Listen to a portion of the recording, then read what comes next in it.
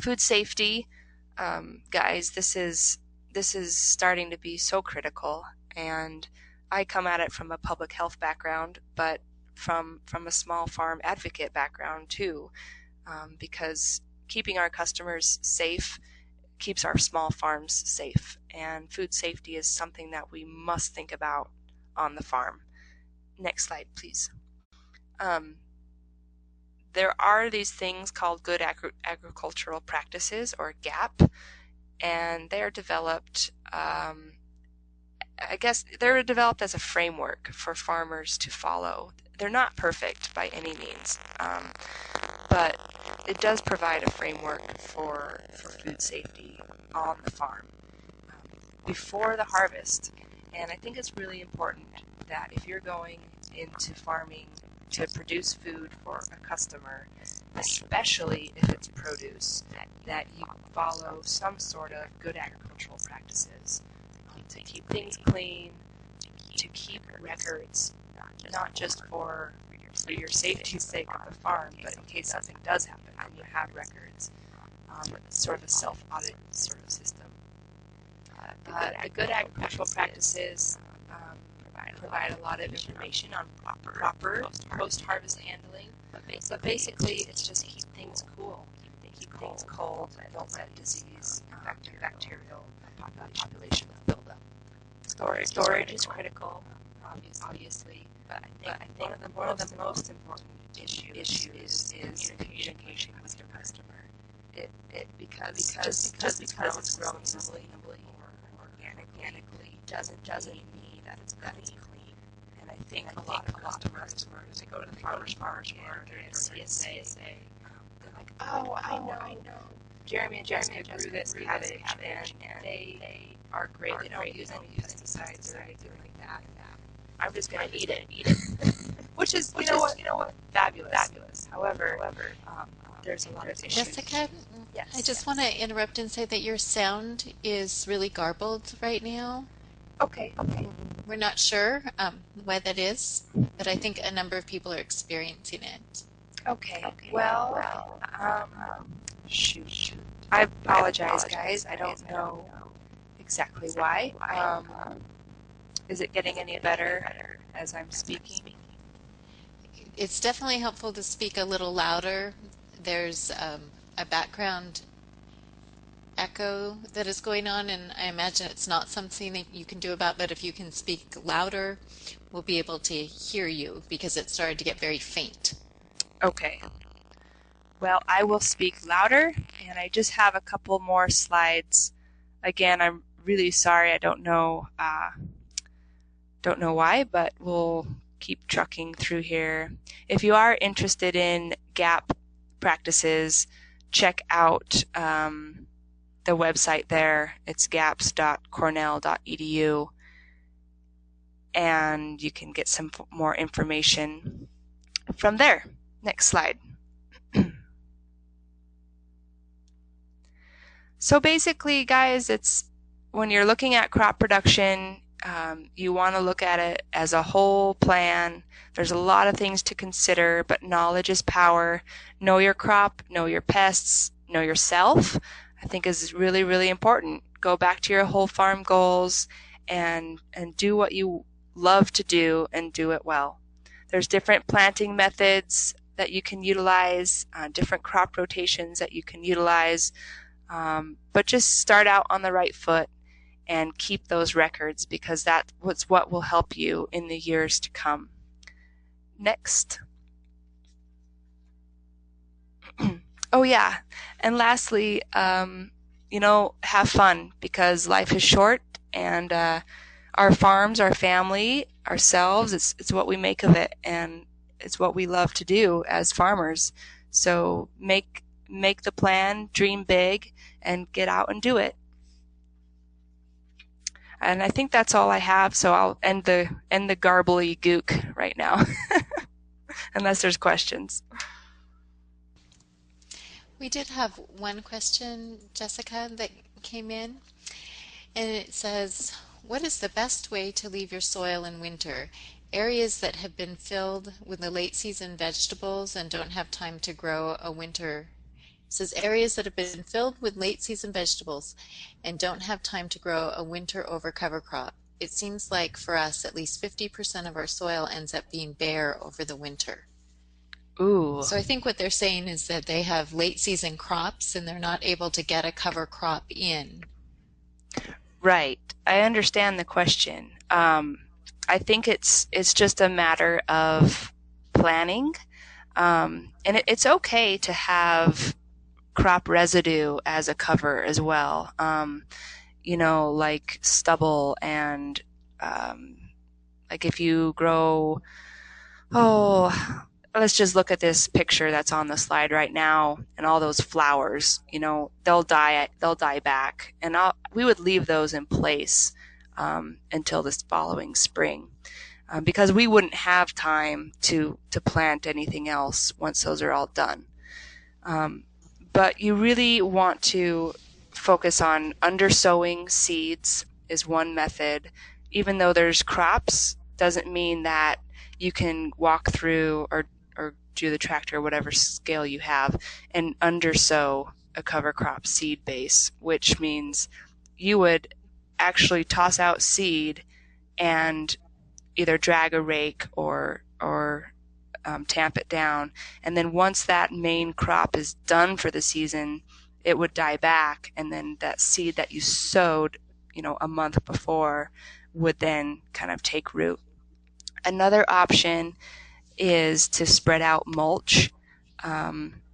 Anything you can, get your hands on, leaves and compost and straw and hay, and just make sure that's covered. You don't want to leave bare soil, in my mind, ever. So whatever you can do to get stuff on it, a mulch or undersowing that those crops are really important. Leaving crop residue in place is a good option too. Thank you. We have a couple more questions that have come in. One is from Laura and it says, can you give us the definitions of cover crop and green manure and what is the difference? Sure. Yeah. Sorry, I know I was a little scattered during that part of it, but basically cover crops are plants that are grown as part of a rotation, that they're not necessarily grown for money, but their purpose is to protect and or build the soil. Now some cover crops are incorporated into the soil at different stages, mostly before they start to flower. But when these cover crops are incorporated into the soil, then we start calling them green manure, because they're adding nutrients and organic matter into the soil like manure would. But it's not manure, it's green living material. That's why we call it green manure. Does that make sense? It sure does. Thank you. And then Dawn asks, what are your favorite flowers or weeds to bring in the best good bugs? Oh boy. I can't choose, but if I was going to think about beneficials, then I would say, oh gosh, sunflowers do a fabulous job. Uh, Marigolds are the old standby. Zinnias and the alliums family have great flowers, but they're biennial, so you have to wait till that second year. We also plant a lot of calendula and poppies, but those all seem to bring in a really diverse population of beneficial insects. And sweet alyssum is another good one.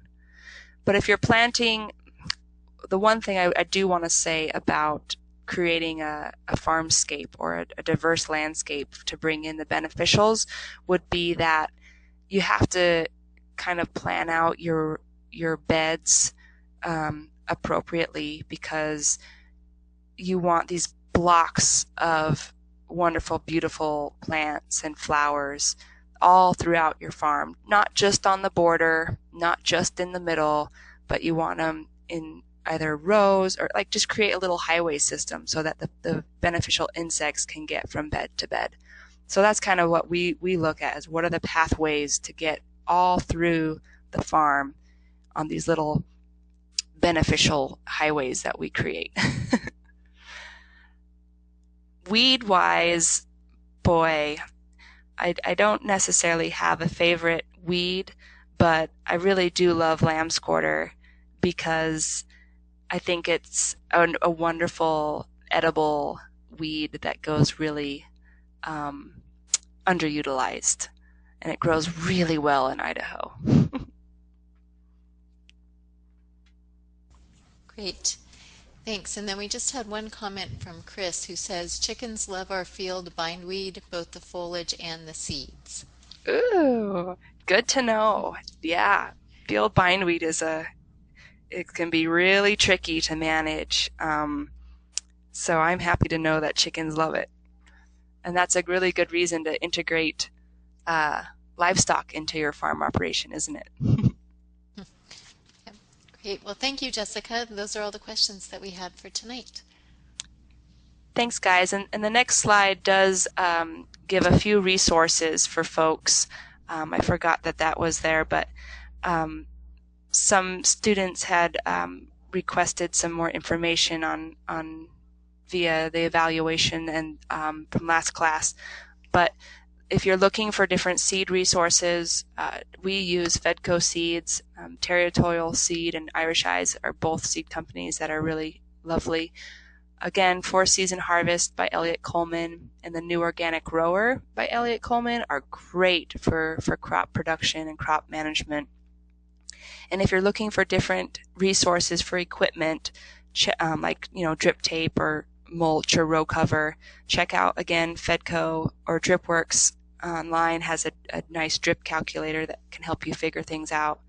And then Farm Tech is just a big online resource that you can search through. But that's it. Thank you. Great. Thank you, Jessica.